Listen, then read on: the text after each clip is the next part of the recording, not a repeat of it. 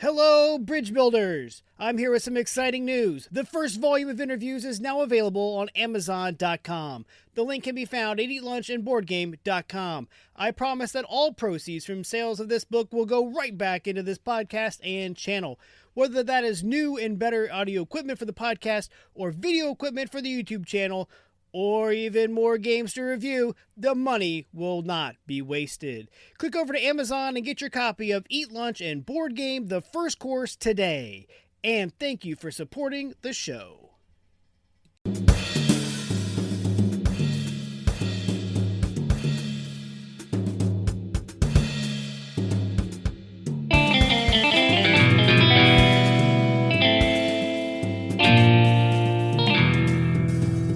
Welcome back to Eat Lunch and Board Game. I'm your host, Adam Collins, and with me today I have Joe Slack. How you doing, Joe? I'm doing well, Adam. How are you doing today? Well, enjoying the nice weather. I think all the cold is finally moving on. Let's hope so. So, Joe, people who aren't familiar with you, you are an author, a board game designer, a podcast interviewee. You also have a course and a whole lot of other stuff going on with board games. Yeah, I do a little bit of everything. I quit my day job about 2.5 years ago to pursue this. And since then, I taught game design and development at Wilfrid Laurier for a stint at their university. And I developed my own course, the board game design course, and also the creation to publication program. I've written 3 books and I'm working on my 4th on game design. Got 4 games published now, self-published one of my own last year, and I'm working through the manufacturing process to get that out to backers now. So yeah, I keep pretty busy. That sounds like it.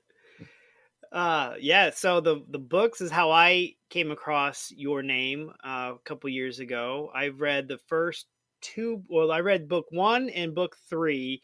Book 2 is focused more on pitching to publishers. And so I've skimmed that one. I'm not going to lie and tell you I've read it. But I have read the first and third books a couple times on book 3, which is your top 10 mistakes. So I keep referring back to that one and going, yep, oop.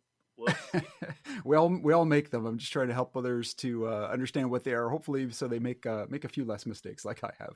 Yeah, and like I was telling you before we started recording, one of the biggest ones that my partner and I started with was to not start out too big. Pick a game that was smaller in scale so that we could get the feel for what was going on, and in case something went sideways, as it inevitably does, we have a lot less risk going on. For sure. I mean, especially if you're looking to self-publish a game, if you try to come up with, the biggest game possible with every idea under the sun that you've ever had and put it on Kickstarter, and it's going to have all these miniatures and everything, you're going to get into some major costs before you're even known as a game designer or a publisher. So it's harder to kind of build up. Whereas if you start with something small, it can be a lot easier to build that momentum and get a fan base and make your mistakes small, because as a lot of people say, if you make a $5 mistake on 500 copies of a game, well, that's fairly small. But if you make it on 10,000 copies of a game, that's going to be a big chunk of money. That's a lot more than anybody wants to lose out on. I can tell you that. I'd hope so. So, Joe, how did you get into gaming? Well, I've been a lifelong gamer. I mean, when I grew up, playing games like Clue and Monopoly, and then joined a board game club in school and learned Risk, and kind of went from there, and then got into party games with friends and all sorts of different games. And then probably about maybe 7 or 8 years ago, I got introduced to some of the more modern board games, and Pandemic was probably the one that got me. But my wife started actually watching Tabletop with Will Wheaton. Great show. Great, I know, fantastic series. A friend recommended it to her, and she started watching, and she's like, okay, we got to go to the game store and we got to get these 6 games now. Yes. Like, okay. So yeah, that show was great for all those companies and terrible for my pocket. I can tell absolutely. My bank account definitely paid for it. Yeah. So, I mean, what happened was we went and got these games, and I'm like, after, dishing out almost $200, we're like, okay, I hope these games are really good, because they're in the show. And we played them, and we loved most of them a whole lot and really got into it. And Pandemic was probably the one that really opened my eyes up to say, like, wow, you can make like games that are cooperative and like they have all this strategy and all this choice and all these things going on. I'm like, wow, this is fantastic. And then I just kind of started playing more and more games and got into that more. And then as I was playing party games more with friends and that kind of thing, especially Cards Against Humanity, I was just realizing, okay, after, the first couple times, it's funny, something, unique and, makes you laugh. But then, after you hear the same answer two or three times, like, okay, there's like no creativity here or anything. So I was like, what if I made a game that was kind of like that, but you could put in your own answers or create your own answers and that kind of thing. So that kind of was the inspiration for my first game. And then I just loved the process of doing that and then learning all about play testing and all the different groups and forums and communities out there, and just really got into it and started making more and more games. And here I am today. And now it's a switch you can't turn off.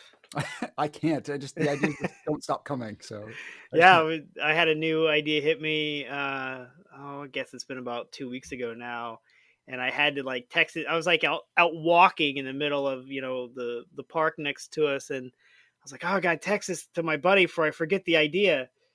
And so it's like, man, ideas can hit you anywhere, and once you get that switch turned on, man, turning it off is next to impossible.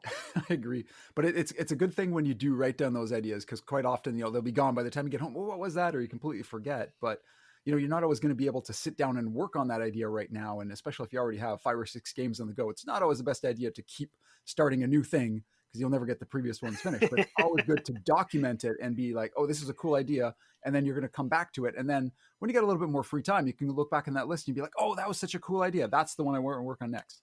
Absolutely. So what is your current favorite game? If I came to your house, which obviously we'll have to wait till post-pandemic, what game is sitting out on your table? One game. Oh, that's a tough one. Okay, you can have multiple tables. It's okay. Well, I'd say there's 2 tables going on. It's one if I'm playing solo, and that would probably be Maquis right now. Fantastic little worker placement game that I absolutely love. And for one that has for more than one person, I would say probably right now, my wife and I have really been loving Azul Summer Pavilion. We've been playing that a lot. And then if we're playing with the whole family, right now it would have to be Spyfall, because it's one my son has really gotten into. That's a fun one. Yeah. Especially with all those, not so much expansions as much as just re-themes, and you can kind of just switch the decks out and have a good time. Oh yeah, there's so many different options for all the different places you could be, like hiding out. Yeah. Thing. So it's hard to remember all of them. Yeah. So before we go much further, the Settlers of what? How do you pronounce that game? Catan. Oh man, I know, I'm evil. Oh man, it must be a Canadian thing, because that's what the last Katie said too. I'm like, man, that's not right.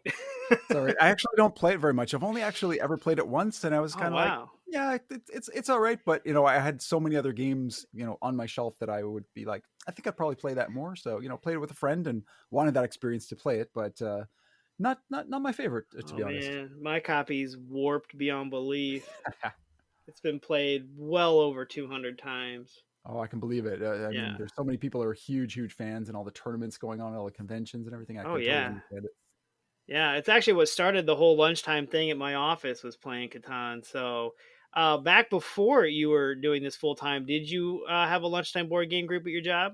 I did, and it was a pretty great group. I started it with a small group of people. I just kind of reached out and said, hey, we're all working so hard all the time. Why don't we take like one day a week and play some board games? Who's in, kind of thing. And I had a few people reach out to me and said, yeah, that sounds cool. So we started doing it like every Monday, and start off small, maybe a few people show up, and then we started having some groups as big as 6, 7, maybe 8 people even showing up some weeks. So it really got going. We played once a week. Occasionally we play a little more. If on a Friday we were like, yeah, let's just break something out, and it was a ton of fun. And what kind of games were you playing then? A good variety. We had to keep them within an hour, and some people wouldn't be there for the whole time, so we had to respect the limited amount of time. But a couple of the ones that really resonated with people, that they really enjoyed for kind of the shorter games, were the Resistance and For Sale. I'm familiar with Resistance. That's one of the like the coup indie boards and cards. For Sale, I know the name, but I can't think of the game. Yeah, it's a small card game. It plays in maybe 15, 20 minutes or so. And all it is it's basically 2 sets of rounds. The first round, you are buying up properties, and there's some really cool auction and bidding mechanics in there. And then you use your properties in the second round and sell them off for the highest amount. And it's kind of like a blind sale for the amounts that are being offered. So it's a lot of fun, and the game's always different every time. And it's very simple and easy to teach, and almost everybody that you show it to just loves the game. Well, I definitely wrote it down. I will definitely be looking into that one. So I love things that you can play in 15, 20 minutes because you can get a couple rounds in per lunch hour. Oh yeah, we'd usually get 2 or 3 rounds in at least, and the days we were feeling like we were going to play something maybe a little longer, that would take up most of the hour. We'd commit to getting there like right on time. Everybody with their lunch and everything would be Century Spice Road was a favorite amongst the group, and Absolutely. and another one that we really enjoyed, but often went a little over 60 minutes, especially if we tried to push it to 5 players, would be Machikoro. That's because you gotta get to that airport. Yeah, and it would be crazy. We'd always be at like just over an hour. We'd be like, "Hey, we got to wrap up," and somebody would be like, "I'm so close to winning," and we would just keep playing. An extra 5-10 minutes trying to squeeze it in. Trying to figure out a way. Just if I could just get that 7, this is all over. Yeah. Yeah, no, and I mean that box I think has to be one of the biggest liars in the world, because if I'm not mistaken, I think it says 30 minutes on the box. And I think I've been able to play that game like twice within 30 minutes. And it was when it was only, me and my wife. So just 2 player, much quicker. And we were just like going, because we'd played it so many times before. But 4 or 5 people, like, no way. It's going to be an hour at least. Yeah, I think we played it a handful of times at work. My box, I have the deluxe edition and that 10, and man, that 10 is just beat to death. I don't even know if my lid fits on it anymore. But that's a good one. But yeah, I do agree. Once you get it up over about 3 is really a good sweet spot for that game. 4, the red cards really start to hurt you and slow the game down, like you're saying. You get to 5, you got all those red cards out there, and every number you roll is bad, and you're paying out a bunch of people, and it can slow the game down. Yeah, it does get interesting though, because it does really sway the dynamics of the game a little bit. Because there are cards that impact only when you roll, which are really good when there's fewer players because it's going to come around more. There's ones that impact when anybody rolls, so that's really good when you got a big crowd of people. And also the red cards, like you said, that when anybody else rolls, those are the ones you want to pick up when you're playing with 4 or 5 players. When you're playing with 2, they're not quite as effective because there's only one other person you can get the money from. But yeah, it kind of changes your strategy based on the player count, which is interesting. Yeah, absolutely. Yeah, because like I said, when you play with all of them, like both the expansions to it, there's pretty much a red number for or a red card for every number, and it's just a matter of can you roll enough on the blue or green cards to net a profit that turn. Yeah, for sure. So I guess we call that your go-to for 60-minute game, but what would be your go-to 30-minute game? I think it would be For Sale or The Resistance. Those were ones that like the group just really loved, and we broke out many times. But also the thing I found after I got the group together and we started playing these games was, I was also a game designer, and I thought, this is a great group to test some prototypes too. So I mean, Absolutely. right? So if you're a game designer, this is a great approach if you have a day job where you're Absolutely. So I would, just to introduce them, I just say, I brought some other games. I brought, For Sale and Machikoro or whatever, but I also brought, a game I'm working on. Would you guys be willing to give it a try? And they'd always be like, yeah, of course. They're like, oh yeah, we forgot you design games. So, break it out and get some play testing in. And at least 3 of the games that I've published now, I had quite a number of play tests with them. My game King of Indecision, I played with the group many times. Relics of Rajvihara, I tested some levels with the group, and Forward Thinking was another favorite that people really like. So it's a great opportunity to get play testing in weekly on a game or 2, especially if it's a shorter one that they don't mind playing, and then you can play another short published game as well. No, it's what we do too. We call them our willing but unwilling, kind of no choice play testers. It's like, hey, we got this new idea. We need to test out if the theory, the mechanics are sound. What's the game called? We don't know. What's the goal? We're not really sure yet. That's what I was trying to figure out. We're just trying to see, does this even make sense? But yeah, when we did Fences, that was a big game we tested a lot at work. It started off as a started off as a stained glass window game, and when we put it together and we played it one time with those tiles, we were like, nope, nope, nope, that hurt my eyeballs. And we immediately went back to the drawing board and rethemed it with farming theme that we've used, and then we went back and tested it, and again we had a whole bunch like, this doesn't work, that doesn't work, but yeah, a good group of people that we would do it at lunch hour. We'd stay after work for, an hour or whatever, because the game plays in 40 minutes or so. So we would play multiple player accounts because, like you were saying earlier, you got to make sure that the game plays well at all the player accounts. Even if it does change your strategy, you still want to make sure that with 3 players and 4 players, it plays just as smooth as it does with 2, and vice versa. Oh, for sure, yeah. And a good thing with the prototypes too is, I mean, if you're going to introduce a group like that, if they've never done playtesting before, probably for the first one you want to introduce them to, you might want to take a game that's a little closer to being finished, a little more polished, so they can kind of get the feel of it and just say, I'm just working out the kinks and stuff, and we'd love your feedback, kind of thing, rather than bringing them, the very first time bringing them, yeah, this is something, we just put together in, napkins and some paper clips and stuff like that. Let's just kind of figure this out. Like that might just be a little too much for the, this doesn't even look like a game yet. So they can kind of ease them into that. No, I'm the paper clip. You're the alligator clip. You just saw the difference. Come on.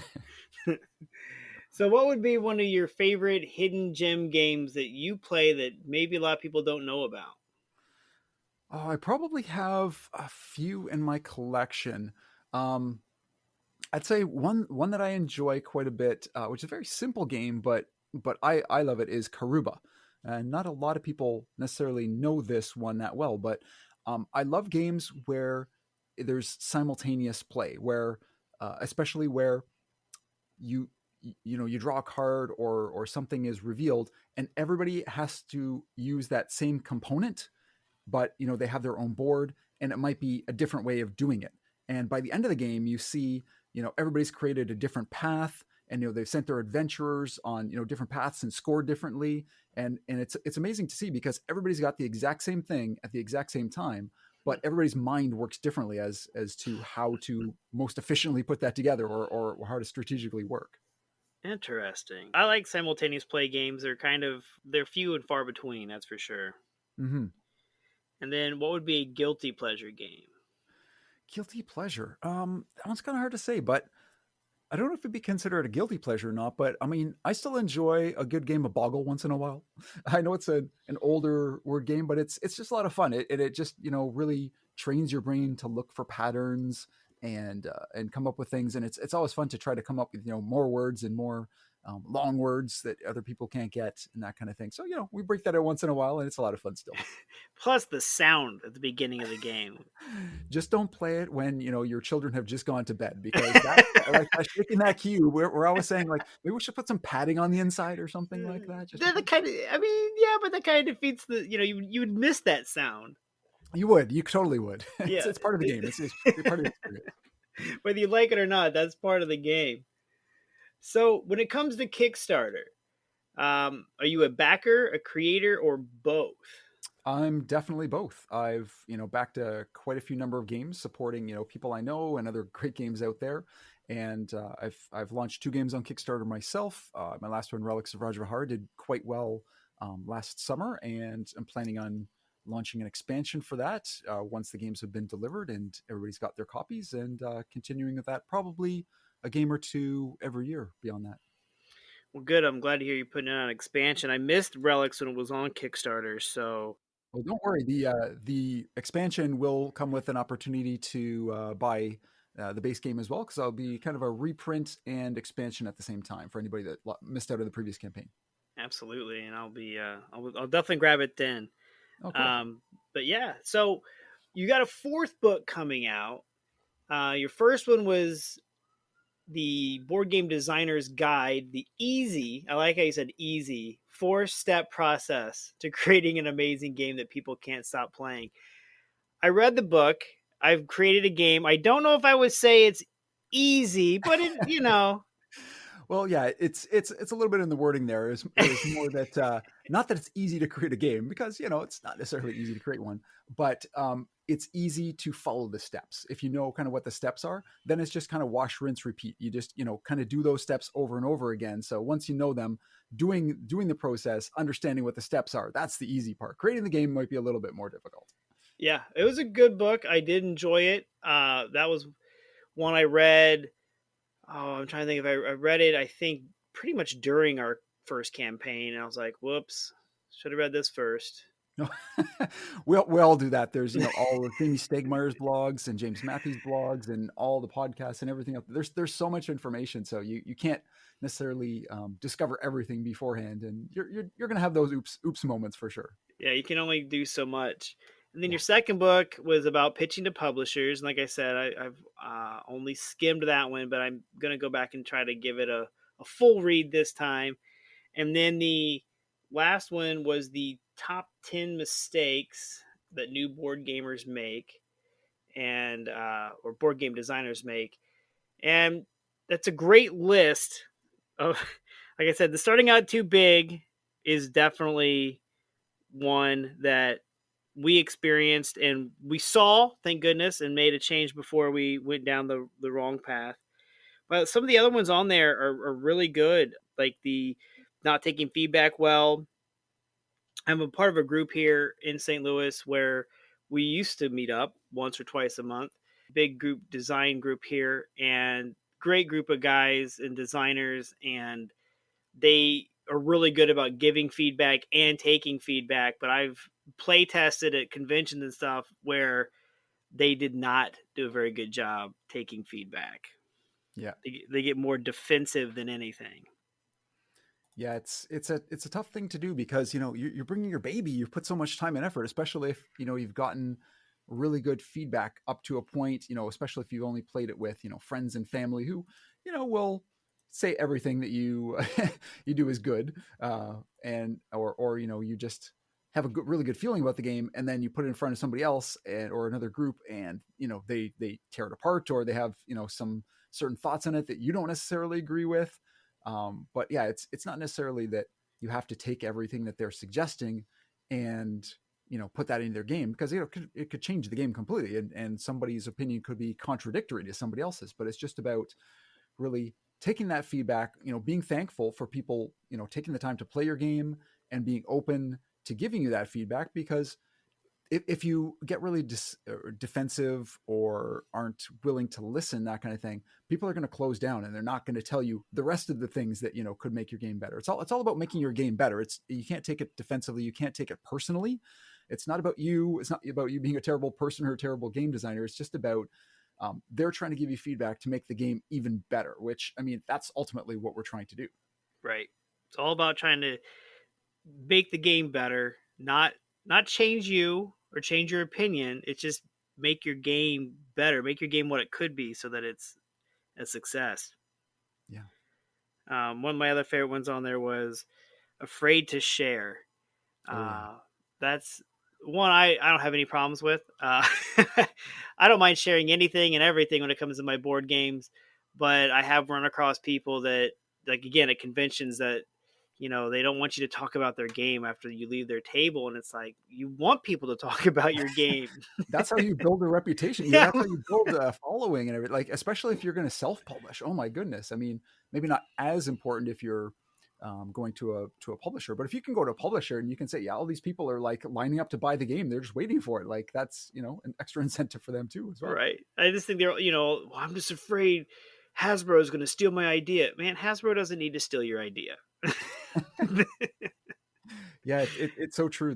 And I mean, I suffered the same thing at first. I played my first game in front of friends and that kind of thing, but I was always kind of worried, oh, this is the greatest idea ever. Why can't have somebody else take this? What if they take this and do something with it? Well, I mean, the more you talk about it, the more you document it, the more you put it out there, the more paper trail or the more evidence you're having as well that this is your idea, that you came out with this first. But the other thing is, especially if you're in an early stage, an idea is just an idea. It's really in the execution. Because I mean, you could say, I've got a game idea about fishing, and you could take that, tell that to 10 designers, and say, go make a game about fishing, and you'll come back with 10 completely different designs. I mean, the idea is one thing, but it's the execution of the game, and you have to be willing to put it in front of other people and get their feedback to get it better. That's the only way you're going to do it, and build that following and get interest in your game. I mean, otherwise you can't create a game in a vacuum all by yourself. It might play perfectly to you, but nobody else is going to feel that way probably. I always also like the feeling of you have this idea, you start writing it down, and then all of a sudden somebody else, not that it's already out there, but that somebody else rolls it out first. Yeah. That happened. I was working on an idea that struck me about playing a game with a metronome. And every player has their own metronome, and you can speed it up and slow it down. And that's how, when you can take moves or so often. And I'm like, okay, so how can we work with speed of play based on the metronome? And then Stonemaier Games comes out with Pendulum. And I'm like, Yep. and I was like, well, guess we'll put this game idea on the back burner and see what we come up with. We'll revisit this one later. Yeah, and it doesn't necessarily mean that game idea of yours, it has to die. I mean, it's going to sit on the shelf, but maybe you'll come up with something, that's unique, that makes it different than that. That's the thing I would say. Like, a lot of people will come up with an idea and they start working on it, and then they're like, oh, this game already exists, or oh, this Kickstarter, just came out today, and guess what? It's my game. And the thing about that is, well, it doesn't mean you have to throw it away. You can look at it and take it in a different direction. Look at what they did with the game, see if there's anything different about it.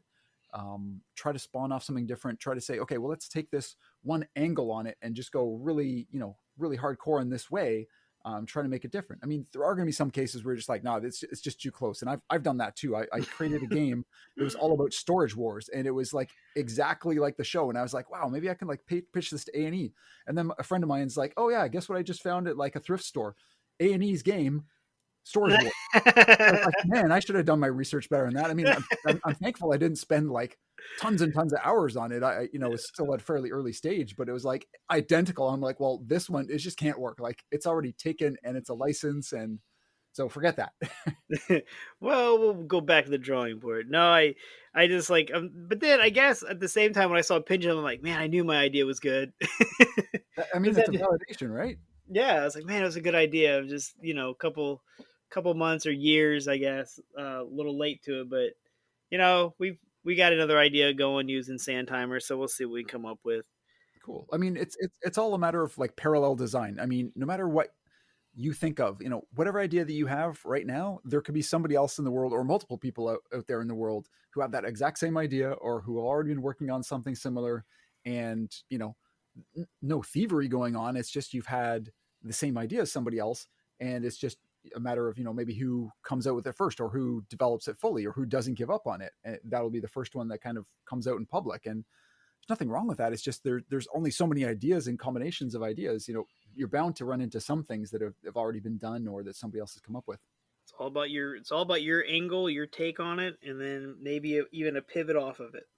Yeah, exactly. And I mean, if that particular game did really well, then that shows that maybe there's a market for something else like this. If there's nothing else like that, I mean, you can think of something like Carcassonne. So I don't know if that was, the original tile layer, but, was one that, made it really popular. But, there have been other tile laying games since then. Like, it doesn't mean, or deck building. Dominion came out. Well, okay, that's a brand new thing, deck building. And look how far it's gone now. It doesn't mean that just because an idea is done once, it's done. You can take that and evolve it into something completely different. So Fences, our game, is a tile laying game, and that's kind of the problem we always run into. They're like, it's just Carcassonne. I'm like, if you say that, then every game's already been created. Mm-hmm. You got to come up with a whole fresh new mechanic and idea. Our game is a tile laying game, but it's not Carcassonne. And like you said, with Dominion being the original deck builder, I mean, look at Clank. It's a deck builder that you're building a deck, but you're running a guy through a dungeon trying to collect treasure. Has no look or feel really at all of Dominion. Yeah. And the thing is, Clank probably wouldn't have existed if it weren't for Dominion. Star Right. Realms probably wouldn't have existed without Dominion. Ah, it's one of It's my kind of like, favorite two-player games. yeah, it's like a base idea has to come out first. If somebody were to come out with Clank, maybe it would be too much because you got too many moving parts and this new thing and everything. But that basic idea has to come out, and a lot of people nowadays would be like, "Oh, Dominion, no, there's a lot better games out there." But without Dominion, these wouldn't exist. And a thing I like to think about with game design too is flipping ideas on their head. So, you've got a tile laying game. Well, what about a tile destroying game? Or you got a deck building game. Well, has anybody thought of a deck destroying game or something like that? Like just like taking an idea and flipping it on its head and seeing what you can come up with. Oh, there's a thought. A deck destroying game. That's what I do with my deck when I'm done playing. I mean, you could say that any game where you're trying to get rid of your cards, whether it's President or whatever the game is, Uno, those are kind of deck destroying games. Like you're reducing your deck, but maybe there's something completely different you can do that spins off that idea. So your fourth book told me it's about jobs within the board game industry. Yeah, it's tentatively titled The Board Game Designer's Guide to Working in the Industry. And what I did with this one is, you always hear about people, wanting to get in the industry, people, interested in, oh, should I quit my job and do this full time? And the thing is, a lot of people, when they think about the board game industry, their focus is on being a game designer. That's like the kind of like the be all and end all, or the one position that most people think of, or maybe publisher as well. And designer can lead to becoming a publisher if you self-publish as well. But there's only a small number of roles that people generally think of. And I watched this talk from Scott Gaita from Renegade Games. He did at Prototio, which is an local event here. And he was talking about all these other jobs in the industry. He's like, you don't have to, we have plenty of game designers. Like, we don't necessarily need any more of them, but there are so many other opportunities out there if you have the right skills. So if you really want to work in the game industry, there are other opportunities. And I kind of just took that idea and talked to him a little bit and said, yeah, I'm thinking about writing a book. And he said, that's cool.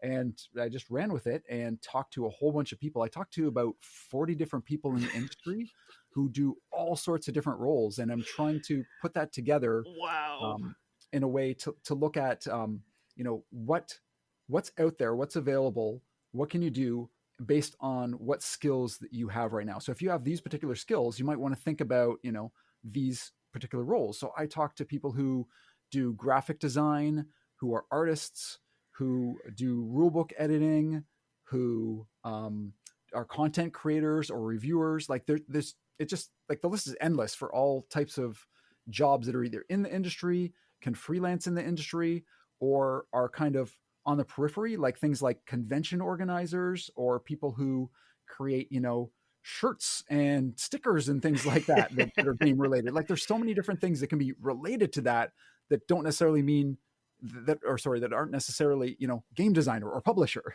Oh man, this book sounds great. Do you have? Oh, I want it now, which I know is not possible. But do you have a timeline on that yet? I'm aiming for release by the end of April 2021. Oh, that's not that far away.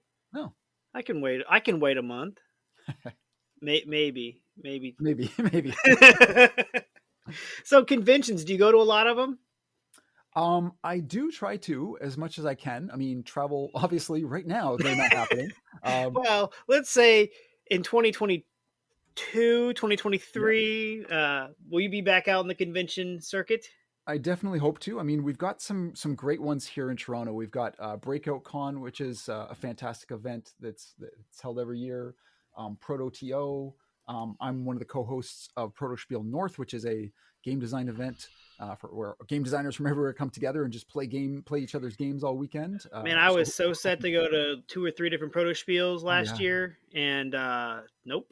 It didn't happen at all. Yeah, I mean, we had to cancel ours, and the other ones I wanted to attend, I couldn't go. But I'm a regular attendee at Origins and Proto-Spiel Michigan. And I haven't been to Gen Con yet. I was supposed to go to Essen last year, and one time I was supposed to go. I had a friend /publisher /co-designer who was running a booth, and he wanted some help there. And he's like, I've got a place for you to stay. You can even use your table for demos of your own game and everything. And all you got to do is get here. And I was like, okay, sold. How can I turn down that offer? I was going to, No, figure you I gotta get can't. past You'd it be once. absolutely crazy to turn down that offer. Yeah. But then, the pandemic hit and there goes my chance. Oh, man. I hope to attend some others as well. PAX Unplugged was really good. The last one I went to as well. I guess that was 2019 now. Wow. Yeah. But I hope to attend some more when we're able to again. Yeah, we had a booth already set up and ready to go for the Geekway to the West down here in St. Louis. That's our big one. And we were working together. That was the St. Louis Design meetup. We had a table there, a booth, so we could demo our games and everybody else that's part of the group. And then we were working on trying to go to the one out in Kansas City. And then, like I said, I had a team ready to go. We were going to go up to the Protospiel in Chicago because for people who don't know what the Protospiel is, it's not just for game designers. You can just be a board gamer and pay like a $5 entry fee for the weekend. And then you can go around all weekend and just play test games to your heart's content.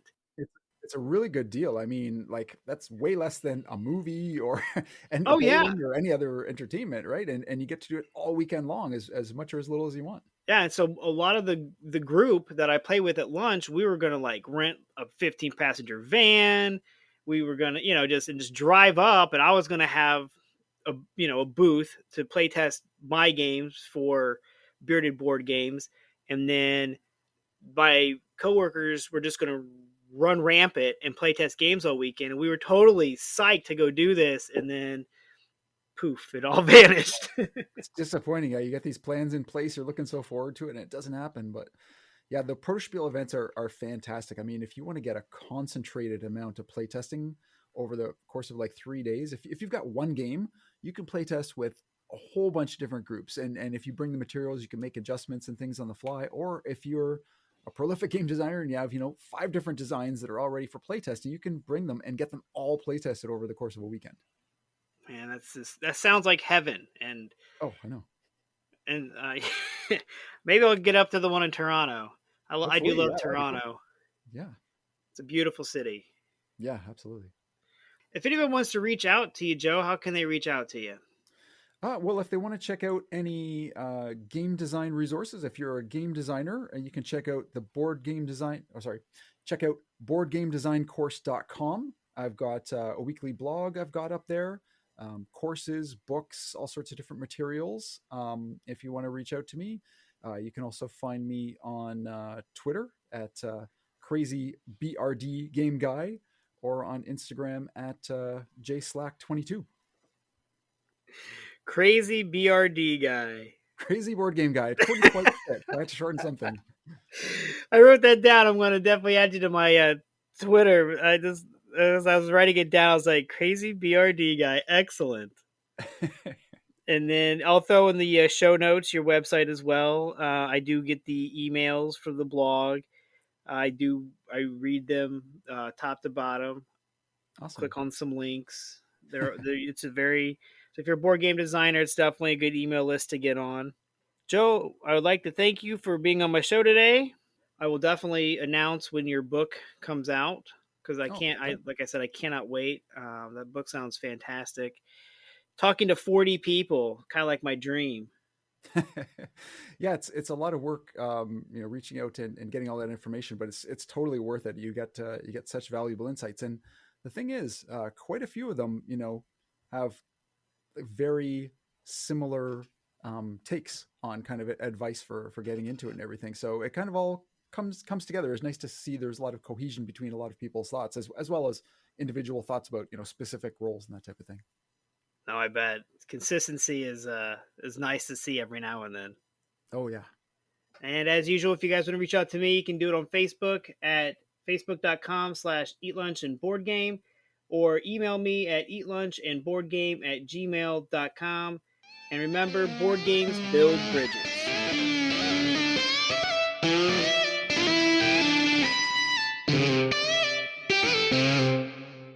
Stay in tune with all things sports around Indiana and the nation with the Crash Course Podcast. Each week, we tackle the big storylines from the world of the Colts, Pacers, and the Indiana college scene, while also keeping a pulse on the nation.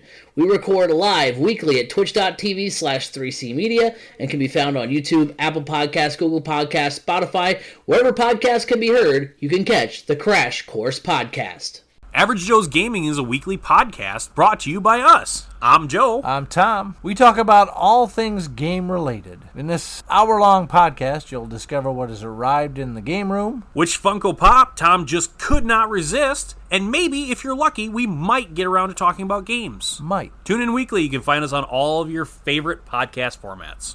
When you're gaming, why not be comfy? Go over to supportplayer.org. Click on the cards, pieces, and dice to get some merch. These t-shirts are some of the most comfortable I have ever worn. That's supportplayer.org, and there's a link on eatlunchandboardgame.com.